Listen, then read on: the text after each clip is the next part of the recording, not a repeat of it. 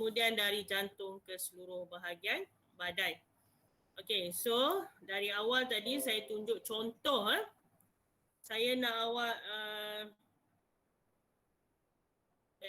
bukan back to the future, balik zaman phone 3 sekejap. Okay, dah belajar asas. Yang asas tu tak boleh tinggal. Yang asas tu kena kukuh sebab form 5 ni ada bahagian lain, form 5, form 4 ni ada bahagian yang lain akan ditambah sedikit dan juga dari segi fungsi dia. Okay, so saya ingatkan awak balik masa form 3 dah belajar asas, iaitu bermula dari paru-paru. Okay, so yang warna merah darah dikenali sebagai darah apa yang mengalir? Kelas? Saya nak awak sebut semua sama-sama. Darah beroksigen. Darah beroksigen. So dari peparu darah beroksigen yang diambil oleh peparu, okay, dari alveolus masuk ke kapilari, darah menuju ke bahagian jantung pintu utama iaitu VP. VP apa? Vena pulmonary. Okay, vena pulmonary ataupun pulmonary vein. Okay, dari pulmonary vein pergi ke ruang ataupun bilik yang pertama dikenali sebagai atrium kiri. Yang lupa tu ingat balik left atrium. And then melalui. Okay, bila nak story dalam exam mesti ada perkataan melalui. Okay, melalui apa? Okay, melalui injap bikuspid. Okay, so form 3 dulu yang kelas saya dah ajar ni buat dekat tapak tangan tu, barulah tak lupa. Kalau lupa juga, dah buat tapi lupa juga tu saya tak tahulah tu. Teknik belajar banyak cara banyak cara untuk teknik belajar. Nak happy, nak fun, lukis kat tangan tu. Siapa yang rasa nak lukis boleh lukis sekarang. Basic dulu ni. Okay. So dari injap bikuspid melalui injap bikuspid tadi, darah beroksigen akan pergi ke bilik yang kedua, ruang yang kedua, iaitu ventricle kiri. Okay, left ventricle.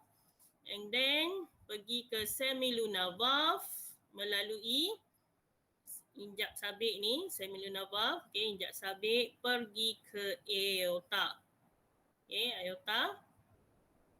Okay, so dari pintu aorta ni akan dipam ke seluruh badan. Okay, atas dan bawah sebenarnya. Okay, ke kepala, ke kaki, seluruh bahagian. Okay, dari atas hingga ke bawah oleh ventricle kiri. Okay, melalui injap sabit dan aorta ni. Sebab kena ingat ventricle kiri bahagiannya otot jantung ni tebal. Sangat tebal untuk mengepam darah ke seluruh badan. Okay, melalui injap sabit dan juga melalui aorta. Okay. Aorta adalah arteri terbesar. Okay, akan mengepam darah sampai ke sel-sel badan yang akan menjalankan proses respirasi sel. So dari respirasi sel akan terhasil tenaga, air dan juga karbon dioksida.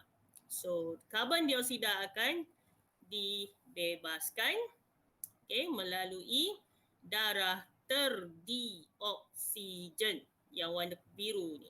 Okay. So dari seluruh badan karbon dioksida gas, darah terdioksigen ataupun darah terdioksida, deoxygenated blood, banyak bahasa. Okay. Kemudian pergi ke vena cava. Okay, vena cava ada dua nak panah ni. Okay, ada inferior daripada respirasi sel bahagian kaki and dari superior dari respirasi sel bahagian otak, kepala, telinga, hidung, mata tu semua. Okay, akan masuk ke atrium kanan. Right atrium. Okay.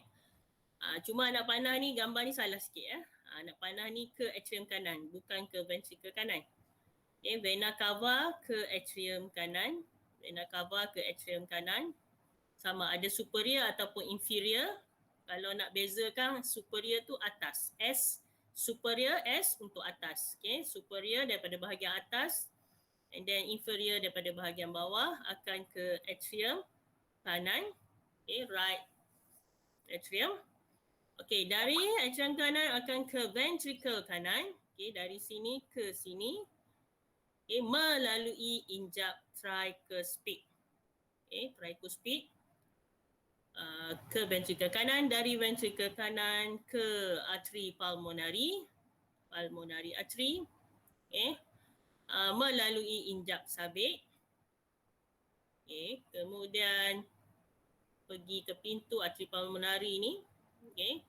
Kemudian akhir sekali darah terdioksida tadi akan dibebaskan, okay, akan dilepaskan, akan diffusion meresap masuk ke dalam alveolus. Okay, alveolus di paru ataupun di paru ni. Okay, so barulah akan keluar melalui bronchial, bronchus, kemudian ke trakea, lepas tu ke lubang hidung, okay, rongga hidung, lubang hidung, barulah gas karbon dioksida dilepaskan. Okay, itu basic baru introduction. Okay, so yang basic ni kena faham betul-betul, barulah boleh pergi kepada yang form 4. Form 4. Okay, untuk surat 180 tu saya dah minta buat latihan. Okay, ada nak tanya tak sebelum saya pergi pada soalan latihan? Gambar rajah ni, ada nak tanya? Boleh cuba sendiri kat rumah siapa yang tak pernah buat. Kalau tak ada, saya teruskan. Okay. Okay, so cuba tengok buku Bioscore sekejap. Latihan saya minta hari tu. Rukayah ada? Rukayah? Durato Aini? Cikgu. Okay, nombor 1. Kalau tak buat, jangan left. Kalau left sebab internet tak apa. Jangan left sebab tak buat ya. Nombor 1. Apa dia Durato? Atrium kiri. Atrium? Kiri. Kiri? Lagi satu? Yang nombor 1 tu Nombor 1 tu ada 2. Satu sebelah kanan awak, satu sebelah kiri awak. Tapi tu jantung patient. Okay, jantung pesakit. Jadi kena bagi tahu terbalik lah. Sebelah kanan awak tu atrium apa? Atrium kiri. Kiri pesakit Okay. Yang sebelah kiri awak? Atrium kanan. Okay, atrium kanan. Okay, so kena terbalikkan macam cermin lah. Okay. Okay, nombor 2 Irene Sabrina. Ya cikgu. Number 2. Left ventricle dengan right ventricle. Okay, left ventricle, right ventricle, kiri dan kanan. Sama dengan atrium tadi jangan salah pula. Okay, number 3 Atira Ramadhani.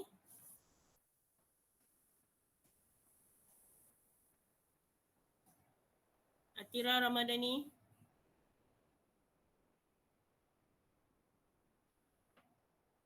Bagaimana orang ada? Muhammad Danish ke Daniel ni? Atira tak ada. Okay. Aiman Danish. Nombor 3. Ya.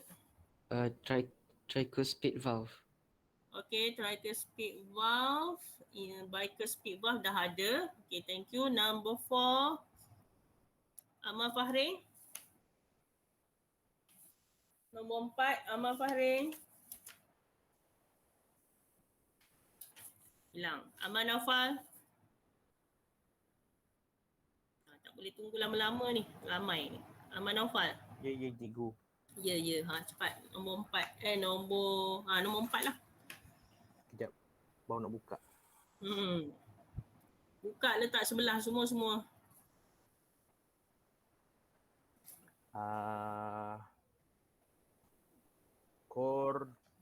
Chorda tendinia.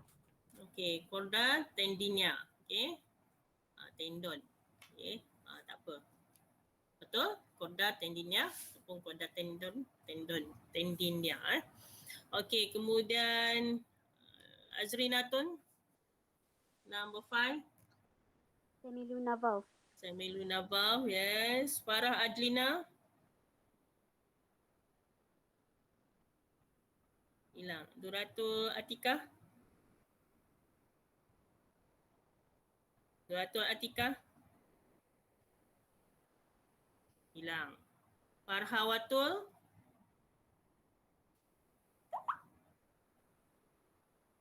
Farhawatul Ismail. Berat ni baru 30 lebih dah hilang. Number 6. Aorta. Number 7. Sekali. Pulmonary artery. Okay, pulmonary artery. Mariam Fatini. Sambil mengecek kehadiran ni. Nampak ramai tapi tak ada orang. Bijak. Mariam Fatini. Ya. Dia cikgu. Number 8. Superior vena cava. Okay, superior. Number 9. Number 9.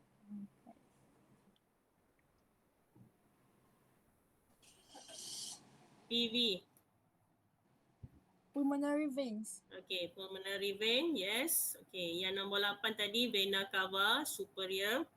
Nombor 9 vena pulmonary. Okay, thank you. Nombor 10, last kali. Last kali. Nombor 10 Mariam, sambung. Nombor 10. Senang je tu. Septum. Okay, septum. Okay, itu saja. Ada 10. So make sure awak boleh label. Okay, so kalau ada soalan struktur jantung boleh label, dan soalan objektif dia akan mungkin dia label ABC, so awak kena tahulah function dan sebagainya. Okay, jadi kita tengok satu persatu. Okay, yang pertama dulu.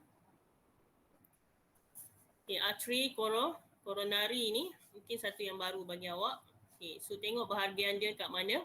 Okay, bahagian jantung atas ni ya. Kalau bahasa pasarnya urat-urat, awak nampak urat-urat kat atas ni. Itu sebenarnya adalah arteri koronari dan vena koronari. Okay, dia nampak jelas daripada bahagian luar jantung. Okay, kalau yang lain-lain ni awak perlu buat operation. Okay, baru nampak injak dia. Okay, sekarang ni kalau biasa-biasa pesakit jantung tu kita masukkan kamera je dalam ni. Okay, kecuali nak buat pembedahan jantung, perubahan jantung berlubang ke dan sebagainya, barulah buat operation besar-besaran. Okay. Kalau yang melibatkan salur darah biasanya kita masukkan kamera lah, dan letaklah apa stand ke apa ke, okay, berdasarkan penyakit yang dihidapi. Okay, tapi untuk arteri dan vena koronari ni kita boleh lihat daripada luar bahagian jantung, dan fungsinya, okay, function dia untuk transport the blood, okay, darah yang beroksigen. Okay. Kemudian yang vena tadi kita tahu dia mengangkut darah terdioksigen. So daripada luar ni warna tu dah menunjukkan yang berwarna biru darah terdioksigen, dan yang berwarna merah tu darah beroksigen. Okay. Lebih kurang kita nampak macam saraf di bahagian luar jantung lah. Okay. Dan tidak kalau awak tengok bahagian yang awak label daripada form 3 tu dia tak ada. So ini yang baru, so pastikan awak tahulah ya. Arteri koronari, dia ada arteri dan juga vena. Bila sebut arteri mestilah mengangkut darah beroksigen, kalau vena darah terdioksigen. Kita dah belajar 3 jenis salur darah ya. Itu basic. Dan koronari ni lebih melibatkan salur darah di bahagian jantung. Okay, corona. Okay, bukan virus corona Okay, kemudian kita tengok arteri yang atas ni. Tengok injap sabit dulu, fungsi. Okay, awak kena faham fungsi injap sabit. Yang pertama, dia akan pastikan darah yang mengalir keluar dari jantung. Okay, darah yang nak keluar dari jantung. tak akan patah balik ke dalam ventricle. Apabila ventricle mengendur, injak sabit pastikan dia kontrol darah tadi sepatutnya dah pergi ke arteri pulmonari, tak patah balik, tak pusing balik masuk ke ventricle. Itu tugas injak sabit ya. Jadi sebab kita kena tahu bila dia lepaskan darah terdioksigen tadi ke arteri pulmonari, ventricle ni akan mengendur. So bila mengendur, darah di sini dia tak akan patah balik lah sebab ada injak sabit. Kalau tak ada, that's why saya rujuk terus pada soalan SPM. Dia akan bagi situasi, contohnya pasien tersebut akan ataupun sedang mengalami kebocoran pada injak sabit. So apa yang akan berlaku? Awak perlu ceritalah. Jadi nak cerita tu kena faham fungsi injak sabit. So bila tahu fungsi injak sabit, awak cuma tukar ayat tu je saja. Sekiranya injak sabit bocor ataupun mengalami kerosakan, so bahagian darah terdioksida tadi akan masuk kembali ke dalam ventricle. Itu saja. So fahamkan peranan injak sabit. Sebab injak sabit tak ada, jadi semuanya akan jadi negatif lah. Tidak. Itu injak sabit. Yang kedua, injak tricuspid. Saya ikut sebelah sini ya. Dekat injak tricuspid ni kita tahu dah, dia adalah untuk menghalang injak tricuspid tadi antara atrium kanan dengan ventricle kanan. So dia nak menghalang darah dari atrium kanan ni patah balik. Bila dah masuk ke ventricle, darah tak boleh patah balik ke atrium. Jadi itu tugas injak tricuspid. Dan atrium kanan ni, injak ni terdiri daripada 3 cuping. Ni injak dia, 1, 2, 3.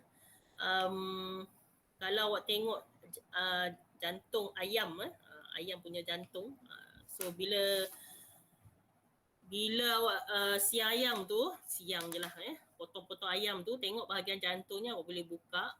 Boleh nampak ada sedikit warna putih dekat bahagian jantung ayam bahagian dalam tu. Awak perik sendiri. Nampak bahagian putih sedikit tu, itu sebenarnya injak. Sebab dia kecil je, bukannya besar.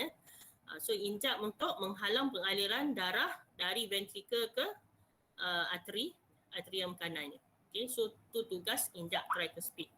Sama juga dengan injak bicuspid. Sebab dia berada di antara atrium kiri dengan ventricle kiri.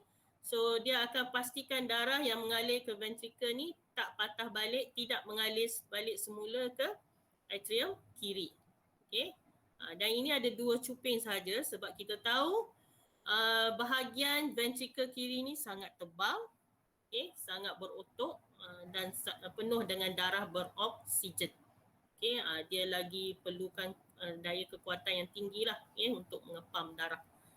Jadi injak dia 2 ni bukan menunjukkan dia sikit, tapi 2 ni lagi tebal, lagi kukuh, lagi kuat. Sebab awak tengok dari segi lapisan tu. Walaupun 2 tapi dia lebih lebar, lebih besar.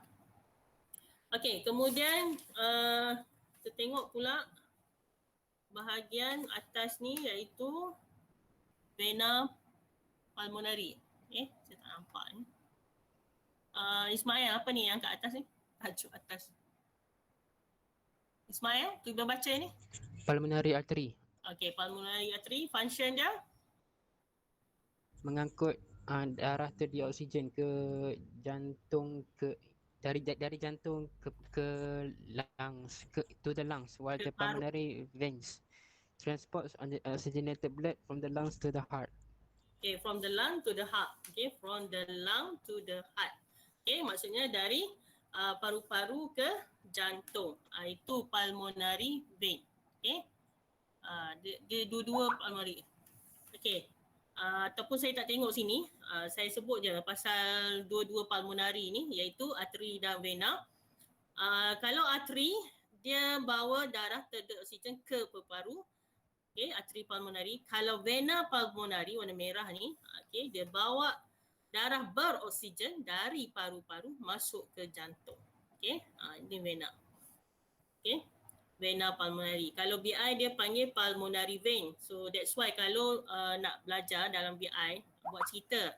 Saya ingat cerita saya sebab zaman dulu memang dalam BI.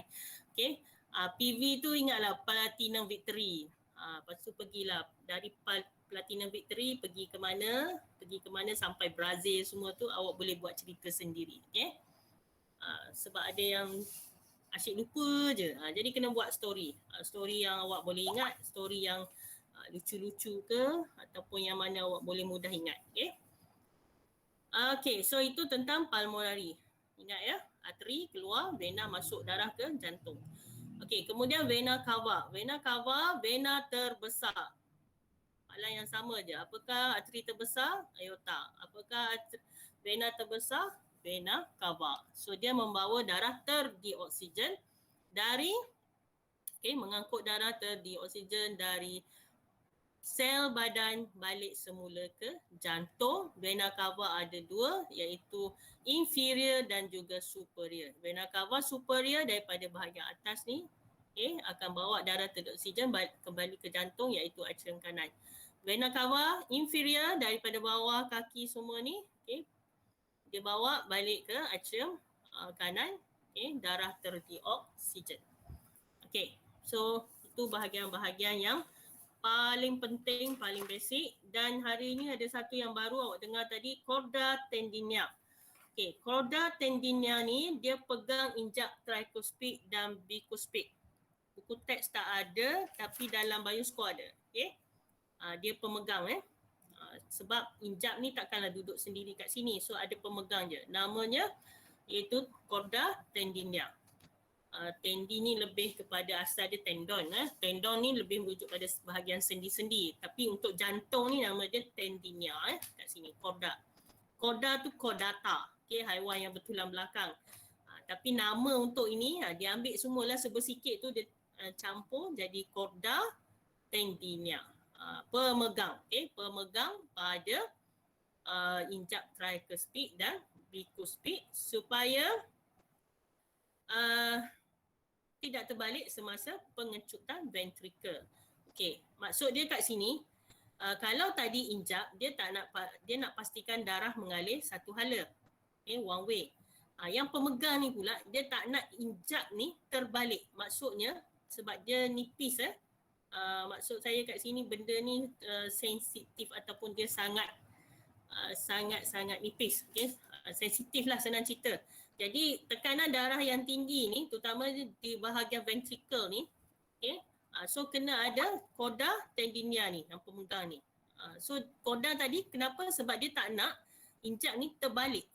Injak ni terbalik masuk ke dalam atrium tadi.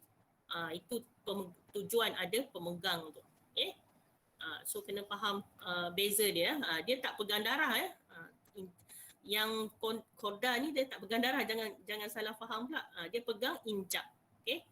Yang nak pastikan darah mengalir satu hala tu barulah injak bicuspid dan injak tricuspid.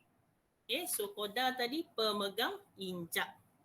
Samalah kalau belajar RBT tu, paip air semua tu ada injak dan ada dia punya pemegang dia. Dia injak dia tak boleh duduk sendiri. So nama pemegang tu chorda tendineae. And then satu lagi ada septum. Apa septum ni? Paling mudah lah. Memisahkan bahagian jantung kanan dan kiri dan darah beroksigen dan terdioksigen tak akan bercampur. Dia pisahkan. Ada soalan tak nak tanya? Kelas. So bahagian jantung ni kena tahu label dan fungsi. Boleh kelas? Boleh. Okey. Seterusnya kita tengok. Saya mengecek lagi. Kita tengok sebelum dah habis tajuk ni, kita tengok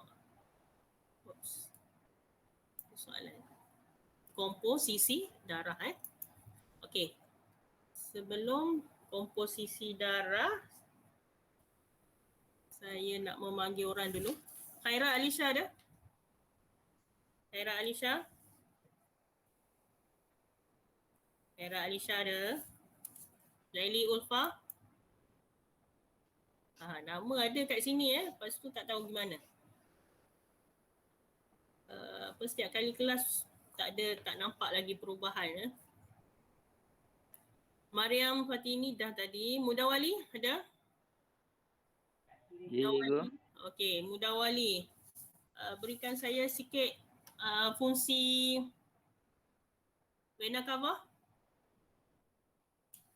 Vena cava. Mudawali.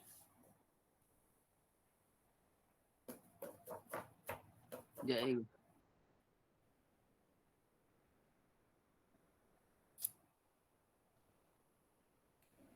Vena cava mengalirkan darah terjun oksigen dari semua bahagian badan ke atrium kanan. Ke atrium kanan. So vena cava ada dua iaitu apa?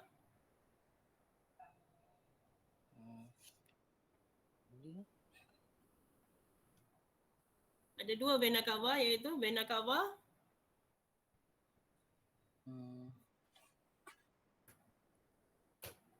Tahu cikgu.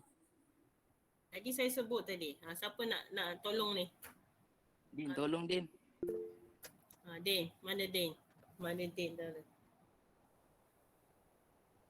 Right. Okay.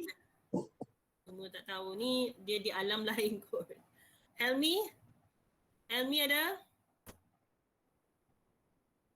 Kalau Din tak tahu. Ayo tolong dia cikgu. Siapa? Ya, cikgu. Okay. Ada, saya dah dengar dah. Helmi soalan lain. Tadi ada orang tolong, superior, vena cava superior, vena cava inferior. Superior bahagian atas daripada kepala sampailah ke jantung. Dan inferior daripada kaki sampailah ke jantung, daripada bawah. Okay. Helmi, soalan seterusnya. Apa fungsi chorda tendinia tadi? Chorda tendinia. memegang injam trikuspid dan trikuspid dan bikuspid supaya tidak terbalik semasa pengucutan ventricle. Okey. Nasib baik ada bioskop. Okey, thank you. Memegang tugas dia pegang. Okey, dalam bioskop dia minta awak warnakan darah beroksigen dan warna biru darah terdioksigen serta hijau dinding jantung. Lepas tu label. Jadi bolehlah color. Okay. Kalau boring-boring tu boleh color. Nanti bila jumpa nanti saya nak tengok lah. Jangan jumpa bulan 10, 11 tak ada apa color. Tu berat tu. Okay, so color bila masa free. Boleh color sekarang pun sambil-sambil dengar. Okay. Kalau saya suruh hantar kan memang tak ada apa. Ramai yang tak hantar pun dalam 10 orang je daripada 70 orang. Bagus kan? Okay. So kita pergi topik seterusnya. Tolong fokus sebab tajuk ni ada lagi form 5. Sebab saya tengok form 5 dah lupa. Bila form 5 saya ajar ni tajuk ni dah lupa. Tajuk lain tapi berkaitan dengan komposisi darah. So dia ada kesinambungan. Jadi tolong fokus betul-betul sebab ada yang tak boleh bezakan apa dia sel darah merah, apa dia hemoglobin. Jadi itu bahayalah Jangan saya sebut bahaya pun tak kisah. Semua tak kisah Senang hidup semua tak kisah tu yang bahaya tu. Okey. So kita tengok komposisi darah manusia terbahagi kepada dua iaitu 55% plasma dan 45% komponen sel. Okay. Kemudian plasma darah terbahagi kepada dua iaitu bahan larut dan juga air. Okay. Bahan larut tu lain, okay. Air tu sebahagian daripada plasma. Okay. 90 hingga 92% adalah plasma darah. Okay. Sebab plasma ni medium pengangkutan dalam badan. So bila sebut plasma, dia adalah medium pengangkutan. Okay. Contoh jalan raya Jalan raya ataupun awak nak pergi dari satu tempat ke satu tempat, mesti ada jalan raya. Di atas jalan raya tu ada pelbagai bentuk ataupun ada dia punya kenderaan tu, bahan-bahan dia. Okay. So plasma ni adalah jalan raya ataupun yang menolak bahan-bahan dalam badan kita tu. Okay. So kalau tak ada plasma ni, darah awak tak berjalan lah sebab dia adalah bendalik, okay, yang mengangkut bahan-bahan dalam salur darah. Okay. Salur darah tu adalah highway.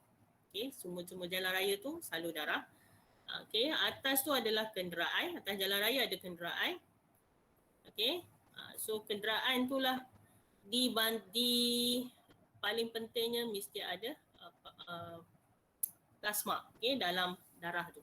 Medium ni awak kena faham, medium ni tempat tempat untuk bahan dalam badan kita tu bergerak.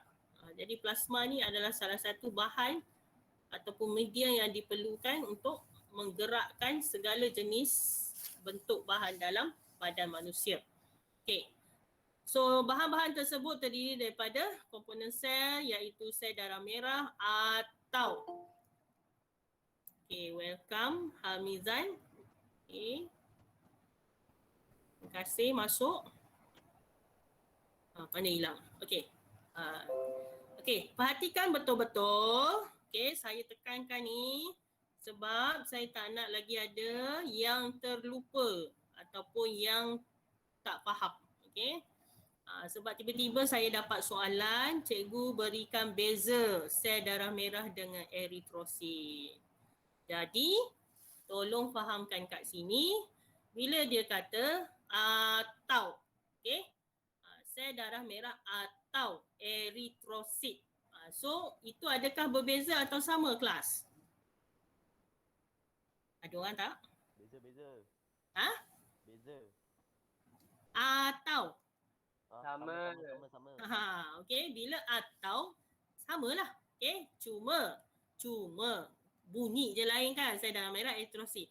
Okey, eritrosit ni terms dari segi biologi. Okey, dekat hospital tu kalau dia keluarkan result awak buat test darah dia akan tulis sama ada dia akan pecahkanlah white blood cell ataupun red blood cell tadi dia pecahkan. Okay, red blood cell terbahagi kepada eritrosit, okay, leukosit ataupun platelet, platelet semua tu, platelet dan sel darah putih atau leukosit. Okay, itu maksudnya nama lain bagi sel darah merah. Okay, ini kita panggil terms biologi ataupun budak medik dia guna inilah, okay, eritrosit. Dia tak guna sel darah merah pun dia dah tahu dah. Bila kawan dia tulis eritrosit tu dia dah tahu itu adalah sel darah merah. Okay, platelet lah, okay, dan sel darah putih atau leukosit atau bukannya dan bukannya lain-lain, okay, atau. So boleh guna salah satu. Cuma leukosit ni dia banyak lagi pecahan dia. Okay. Di bawah sel darah putih ni ataupun leukosit ni banyak lagi dia punya cabang-cabang dia. Jadi tolong fahamkan, okay. Atau bukannya dan, bukannya kecuali. Okay. Okay, so kita tengok satu-satu, fahamkan satu-satu. Okay, apa yang beza, apa yang sama. Okay, ini komposisi. Font 3 pun dah ada dalam buku teks. Jadi font 3 tu kena kuat. Tak kuat tu yang tak tahu pergi mana dah. Okay. Dah tinggal semua sebab tak ada PT3 kan. Okay. Tapi kena ingat balik, tengok balik sebab ni lebih detail. Apa yang dikatakan platelet tu lagi sekali. And then pecahan-pecahan dia. Okay. Kita tengok yang pertama, plasma. Peratusan dia adalah 55% isi padu darah. Okay. Kemudian kita ada komponen sel 45%. Okay, kalau awak campur dua tak cukup lagi. Okay, 45 campur, cukup tak tu? Okay, kemudian dia ada 1%. Macam terlebih pula 45 dah 100 dah. Cuma mungkin dari segi gambaran umum, gambaran umum dia lebih ambil yang besar ni, 55 dengan 45. Sebab kurang 1%, okay? Sebab ini terlalu kecil, leukosit dan platelet, okay? Kurang 1%, yang banyaknya air, okay? Yang banyaknya air. Okay, macam mana nak pisahkan darah ni yang diambil daripada lengan-lengan pasien tu, okay? Dia ada alat khas, Form 3 hari tu pun dah ada dia tunjuk EMPA tu, peng-EMPA, centrifuge. Dekat mama ada centrifuge untuk mengasingkan komponen darah ni, okay? Dan alat ni bila di switch on tu memang laju gila lah. Kalau awak duduk mama awak tahulah, okay? Sangat laju untuk memisahkan komponen darah ni. Lepas selesai tu memang dapat macam ni. Okay? Ni kerja-kerja di makmal. Okay, so ini dari segi label. Okay, soalan label biasanya objektif. So kena tahulah label yang mana satu ni. Jangan pula eritrosit tu atas. Okay, atas ni adalah plasma. Dia ringan sebab tu dia berada di atas. So density dia lebih tinggi, lebih kurang. Okay, kurang tumpat. Plasma kurang tumpat sebab tu dia duduk atas. Masuk pula tajuk ketempatan. Okay. So eritrosit ni sedang merah tadi lebih tumpat, so that's why dia berada di bawah ni. Okay. Dan ini adalah di bawah mikroskop elektron. Dapat yang ini, tengok bawah mikroskop elektron, inilah bentuk-bentuk dia. Sel darah merah, awak tahu semua cirinya, bentuknya dui cekung. Okay, platelet, and then leukosit ni sel darah putih. Okay. Kemudian kita tengok fungsi setiap ni, Dah tahu dia punya posisi, kita tengok fungsi. Okay. 55% tadi adalah plasma. So plasma terbahagi dua, iaitu yang pertama bahan larut ataupun terlarut ni, kemudian air. Dan ada sedikit protein plasma. Okay. Kemudian kita tengok fungsi. Kenapa ketiga-tiga ni perlu ada dalam plasma tu, banyak tu, okay, air.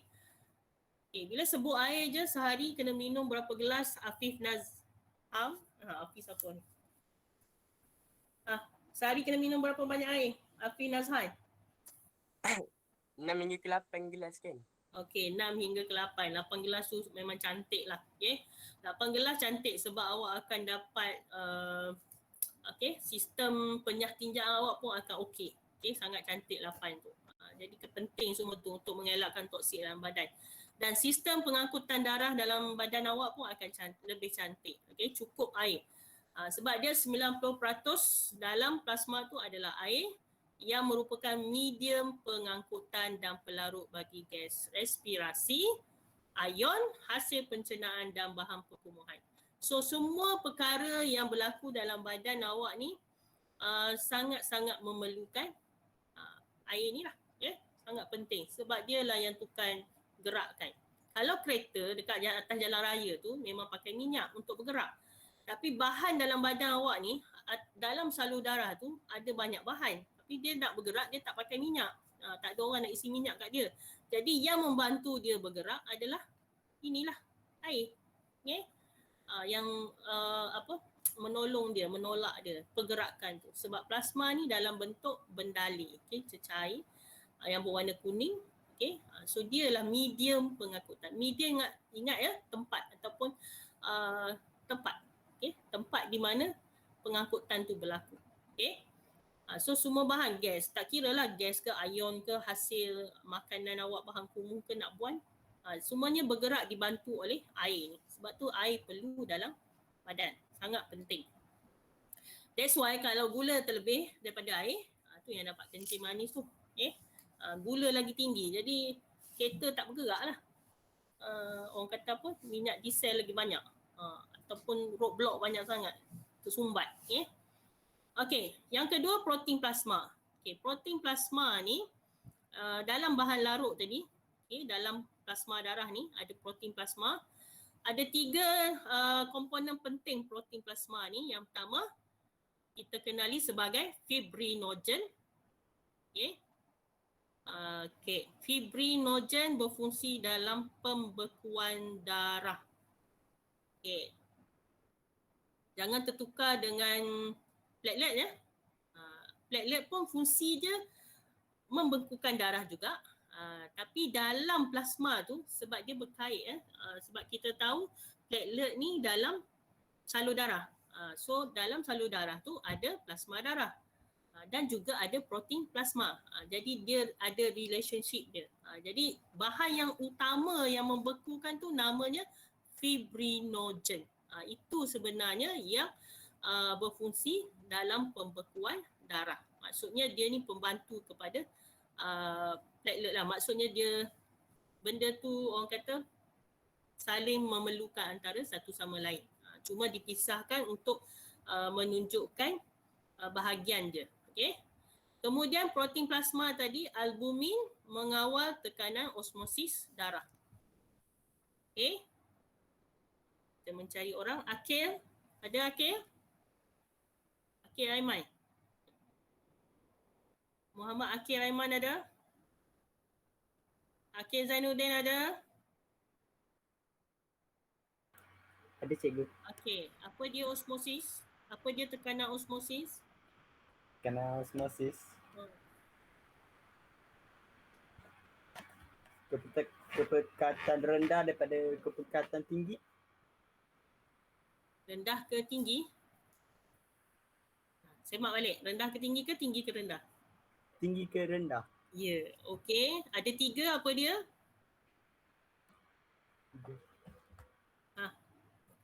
Kalau saya sebut terus teringat. Hypo.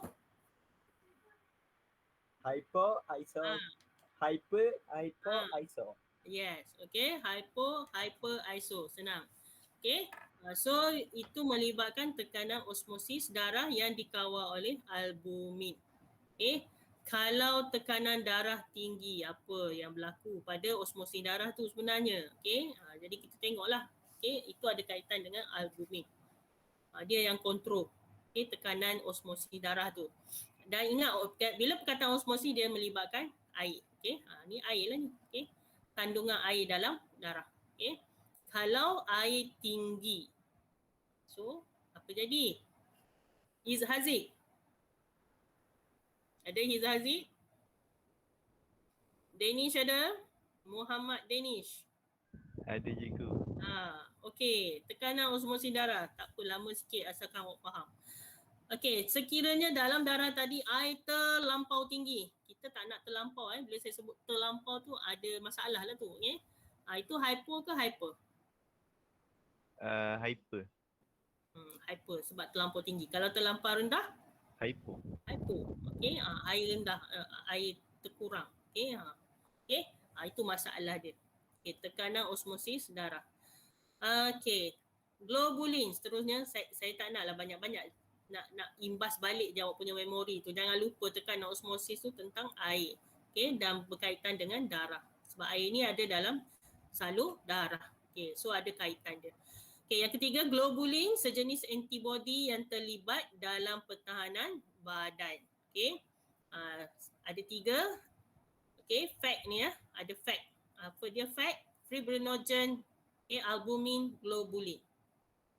Okay, so siapa yang yang jadi tentera pertahanan, Kementerian Pertahanan iaitu globulin. Okay, fibrinogen dia bekukan darah. Okay, pembekuan darah dia bantu. Okay, albumin tekanan, mengawal tekanan osmosis darah. Okay, kontrol osmosis darah.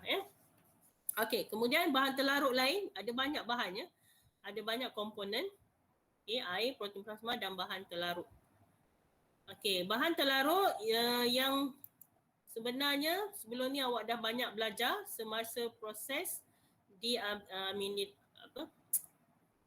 diaminirasi dekat hati tu. Okey. Kemudian proses pencernaan. Okey.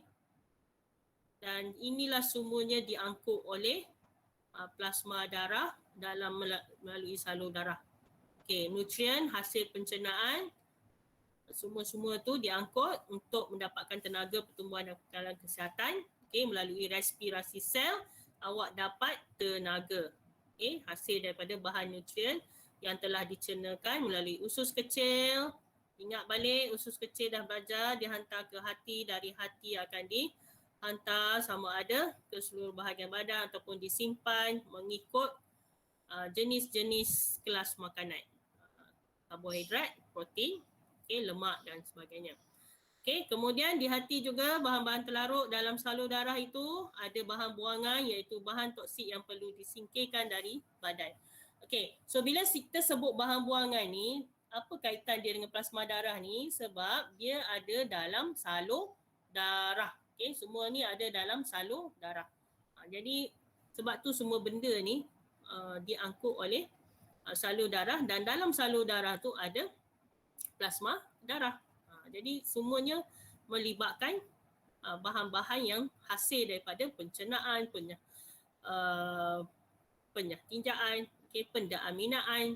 Semua tu akan diangkut dan ada sebahagiannya menjadi bahan terlarut. Dan sebahagian lagi bahan toksik.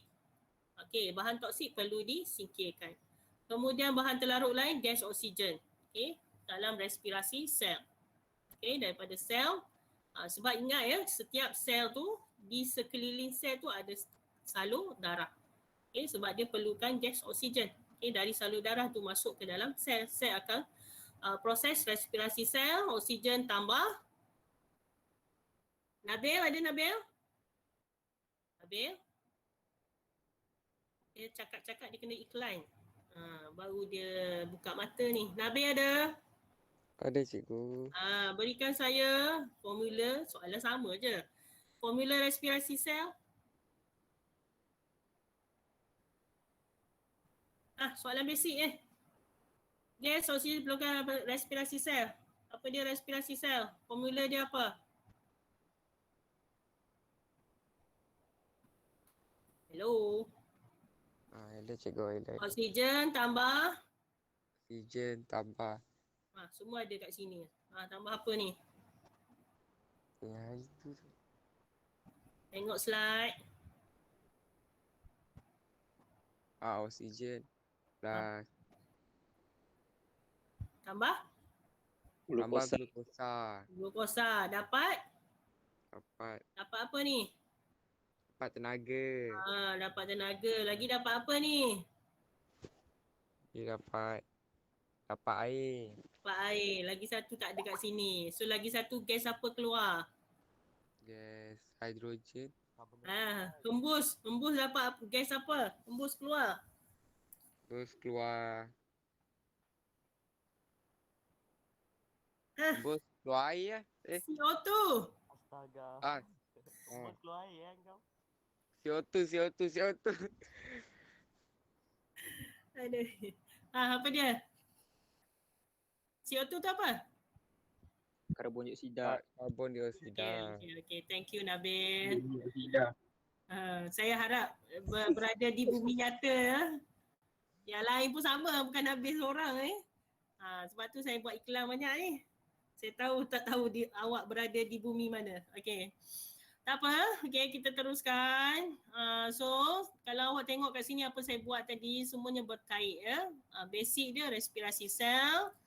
Okay, so ingat balik respirasi sel apa yang berlaku iaitu oksigen tambah dengan glukosa dapat tenaga, air dan juga karbon dioksida.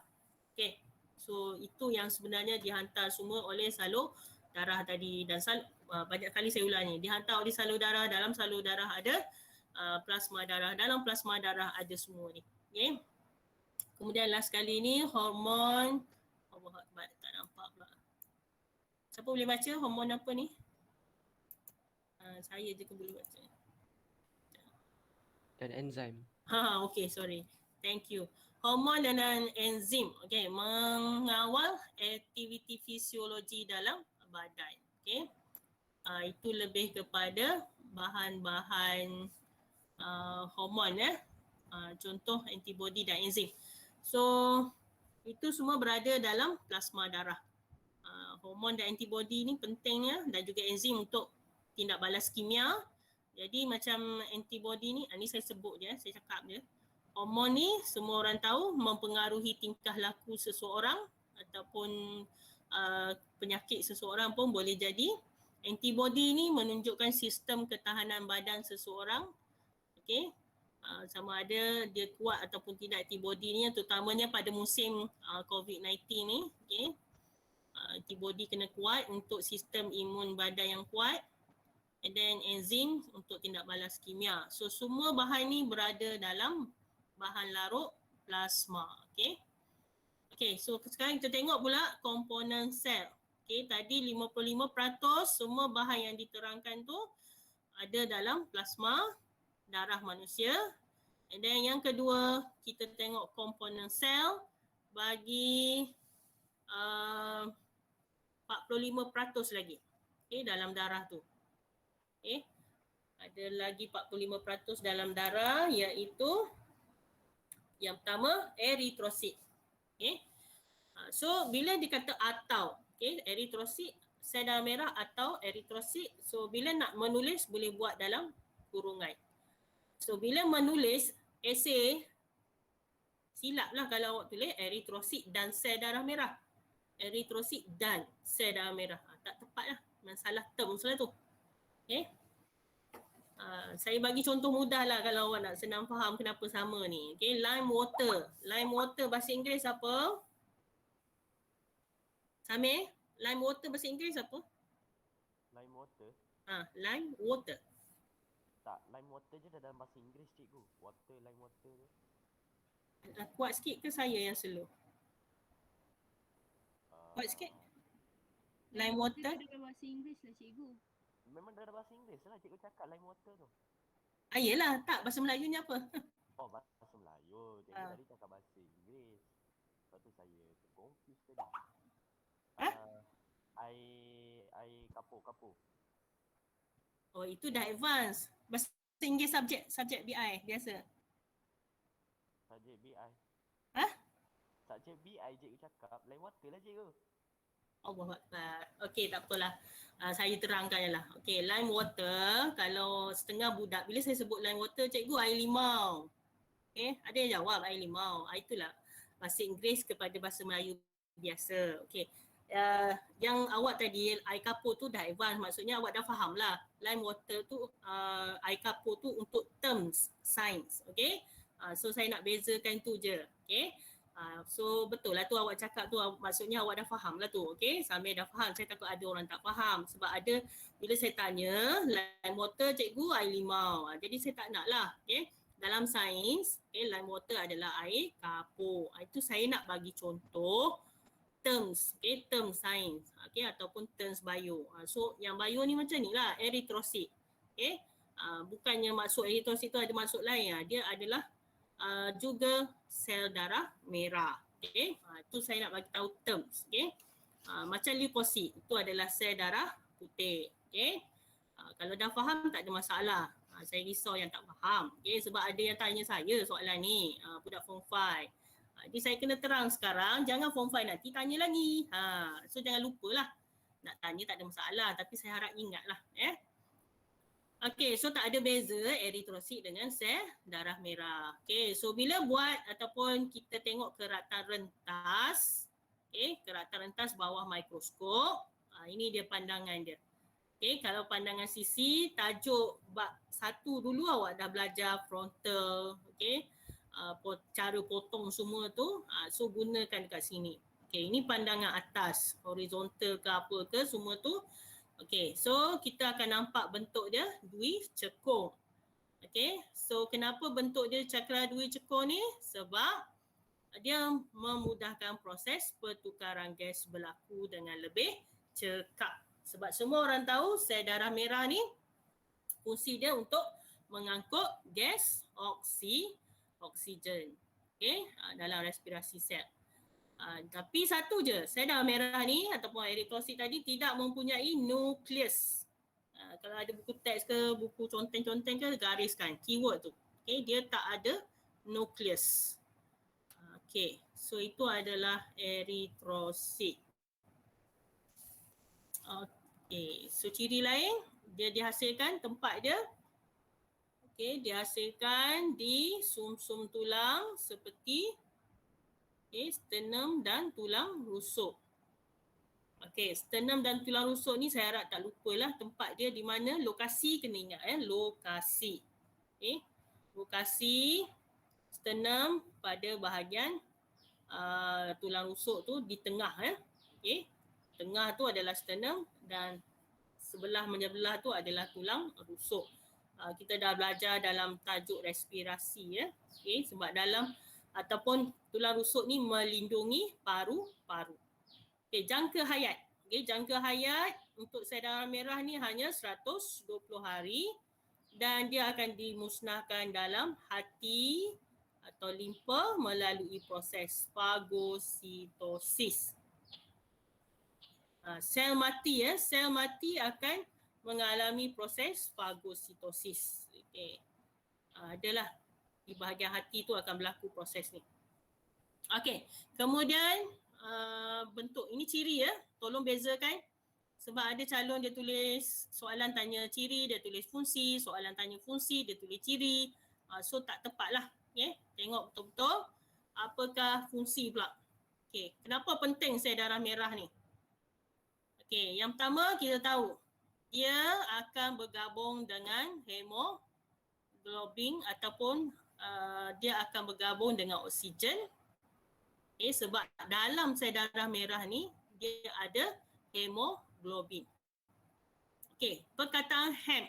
Okey, perkataan hem ni sebenarnya menunjukkan dia adalah tapak yang mengandungi ferrum. Okey, zat besi. Sebab tu awak selalu dengar tak cukup darah ataupun sel darah rendah, makanlah makanan yang mengandungi zat besi. So ada kaitan dia. Kenapa perlu makan makanan yang mengandungi zat besi untuk menambah darah? Sebab kita boleh tengok dekat sini perkataan hem ni. Okay. Hemoglobin. Okay. Hem ni sebenarnya adalah tapak. Okay. Tapak yang mengandungi. Okay. Maksud dia tapak tu ada ferrum. Okay. Di mana oksigen boleh bergabung dengan dia ni, dengan hemoglobin ni sebab dia ada tapak tu. Okay. Sebab ada tapak hem tu. Okay. Sebab tapak hem tu ada ferrum. Ferrum tu adalah salah satu zat besi. Okay. So that's why bila ada tapak hem ni, dia boleh bergabung dengan oksigen. Oksigen tu sesuai dengan dia. Jadi oksigen tambah hemoglobin, jadilah oksihemoglobin. That's why awak boleh lihat darah tu berwarna merah. Okay?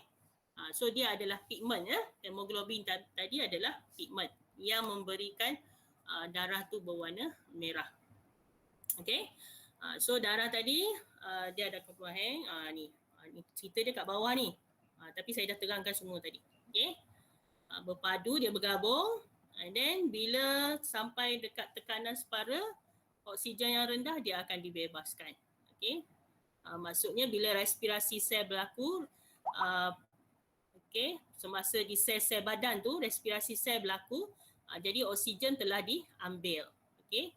So dia bebaskan oksigen dia dekat sel-sel badan sebab masa tu dekat sel badan tekanan oksigen rendah jadi dia akan terurailah daripada hemoglobin ni. Tapak tadi akan lepaskan dia. Okey. Dan benda ni cycle akan berulang lah. Ya. Okey, barulah respirasi sel berlaku and then menghasilkan tenaga karbon dioksida dan juga air. Okey. Fahamkan ni mudah je, tak payah tengok ni pun boleh terangkan ya. Maksudnya awak tengok perkataan hem tu. Okay, hemoglobin tu dia adalah tapak. Okay, tapak apa? Tapak tu tapak atom ferrum nak duduk ataupun tapak yang membolehkan atom tadi bergabung dengan oksigen. Sebab molekul oksigen awak tahu kan, molekul dia O. Okay, so dia bergabung lah. Jadilah oksihemoglobin. Okay, ada soalan tak kat sini? Tak faham? Saya tinggalkan sekejap. Kalau ada soalan? Ciri, kena faham ciri ya. Ini fungsi. Tak ada? Tak ada, nanti saya minta jawapan. Pukul 1 kan? Okey, pukul 1 buat soalan pula. Okey, jadi next class kita sambung platelet ya. Apa fungsi platelet? Dan sebelum saya habiskan ni, saya minta buka muka surat 181 tu. Hari ni bincang 2 je, iaitu 1 je, bahan larut air tu. Nombor 1. Okey. Ni Aisyah Humairah ada? Ada cikgu. Okey. Nombor 1 apa? Darah adalah sejenis. Yang tu saya tak jumpa tapi yang lain saya jumpa. Minta tolong siapa? Azura. Azura juga. Darah adalah sejenis apa, Azura? Okey, tisu penghubung. Okey, ni Aisyah sambung. Nutrien, contoh glukosa sorry. Telajak ke bawah. 55% apa? Plasma. Plasma. Ion mineral contoh? Natrium plus, Okay. magnesium 2 plus dengan fluorine minus. Okay, thank you. Okay, ni Lomai. Oxygen and Carbon dioxide. carbon dioxide, betul. Okay, hormon, antibody, protein, plasma, Nik Nolaila. Nik Nolaila Natasha. Ya, cikgu. G tu apa? Ataupun albumin mengawal tekanan osmosis darah. Globulin. Okay, good. Globulin. Okay. Itu sahaja. Yang lain tu nanti kita tengok balik. Platelet. Okay, dia tak ada eritrosit kat sini. Okay, so saya akan bagi soalan kuis. Tolong jawab. Saya nak bleteh sekejap. Nak bleteh. Masalahnya nak bleteh orang yang tak ada tu. Tak ada juga ni. Tak apalah. Okay, tolong bagi tahu terutamanya ketua kelas. Kamal ada Kamal? Kamal pun tak ada. Ketua kelas Kamal? Hai? Ketua tak masuk hari ni, Ismail? Ada cikgu, ada. Mananya? Ada, saya. Cik baik bunyi. Okey, tolong pesan ada berapa orang ni yang tak pernah masuk ni. Dia buat latihan sebab tu dikira hadir. Okay? Saya dah tolong pesan ya sebab saya dah banyak kali cakap ni bukan masalah guru awak bersalin, ini masalah saya. Masalah saya ni, okey cikgu panitia biologi. Jadi tolong jangan tunjukkan attitude macam ni lagi. Pak IR pun sama, ada orang sama tak pernah masuk, ya. Okey. So Apa saya tu, Apa tu? Cek sendiri Nabil, boleh tengok saya sentiasa mengecek. Jadi awak ambil bio, kelas lain tak ada bio. Jadi kalau ambil bio, buatlah betul-betul nak ambil bio. Jangan pula ambil tapi kelas tak pernah masuk. Macam mana nak belajar bio? Okey? Jadi yang ada ni pun tolong ya. Sebab bukan senang. Okey, bukan senang awak nak faham ataupun nak lulus bio ni. Kalau betul-betul baru dapat A+. Kalau setakat masuk kelas bio, nak lulus bio, itu macam tak ada matlamat lah. Sebab awak boleh masuk kelas lain tak ada bio. Macam tu. Okay? Jadi dah masuk ni, masuk betul-betul belajar bio, fahamkan banyak kegunaannya. Tak semestinya masuk bio nak jadi doktor. Banyak lagi cabang lain ya. Tak perlu sebutlah, banyak lagi. Selain daripada doktor tu banyak lagi boleh jadi. Dengan bio ni boleh jadi macam-macam. Okay? Jadi tolong buat betul-betul, tolong hadir dan tolong buat latihan. Yang saya sedih tu tengok minggu lepas ya. Latihan saya bagi tak sampai separuh yang buat. Pak IS. Saya sebut teruslah. 22 orang je. Awak ada 30 lebih. Tolong ya, hari ni saya bagi latihan so saya nak tengok semua buat. Okay? Sebab ini indikator. Okay? Indikator untuk result akhir tahun. Okay? Kalau tak buat latihan maksudnya saya boleh bagi pendapat lah dalam mesyuarat ke apa ke. So tolong tolong buat latihan. Jangan sampai yang tak elok berlaku lah. Maksudnya macam tu lah. Okay, tolong buat latihan. Bukan untuk saya ya. Saya nak tolong awak, nak bantu awak, nak cemerlangkan awak. Saya bagi latihan. Sebab bio ni memang kena buat latihan. Jangan harap hafal. Hafal tak jalan. Okay, hafal awak boleh lupa. Tak hafal pun lagi lupa. Okay. So tolong buat latihan saya bagi hari ni dalam Google Form tu. Ini tak ada kuizi, tolong buat dalam Google Form, tolong hantar. Saya nak tengok jumlah yang hantar. Okay. So yang ada ni tolong pesan dekat kawan-kawan tu. Sebab sekarang ni pun ada 50 orang saja. Ada lagi 25. 25 tak masuk. 75 orang. Okay. So tolong pesan, okay, pesan yang tak masuk. Okay. So kalau tak ada apa, saya minta Kamal baca doa walas. Kamal form 5 cikgu. Oh patutlah dia gelak je. Tak apalah, Kamal form 5. Ismail lah. Nak marah punya pasal habis tukar. بسم الله الرحمن الرحيم والعصر إن الإنسان لفي خسر إلا الذين آمنوا وعملوا الصالحات وتواصوا بالحق وتواصوا بالصبر آمين. Okay, Assalamualaikum warahmatullahi wabarakatuh. Okay, terima kasih. Okay, sebelum tu nanti saya masuk dalam grup tugasan kumpulan untuk bentangkan. Okay, nanti saya bagi nama lah. So get ready. Salam. Terima kasih cikgu. Okay, Assalamualaikum. Terima kasih cikgu. Terima kasih cikgu. Terima kasih cikgu.